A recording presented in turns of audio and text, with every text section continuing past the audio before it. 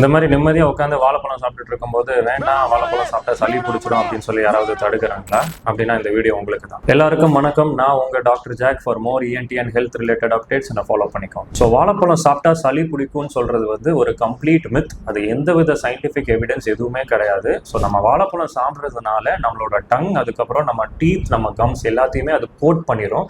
அது போக நம்மள சலைவாவோட அது மிக்ஸ் ஆகிறதுனால அந்த சலைவாவோட கன்சிஸ்டன்சி திக் ஆகும். ஸோ அதனால ஒரு மியூக்கஸ் சென்சேஷன் கொடுக்குமே தவிர அது நார்மலாக நம்ம மியூக்கஸ் ஆக்டிவிட்டியை இன்க்ரீஸ் பண்ணாது.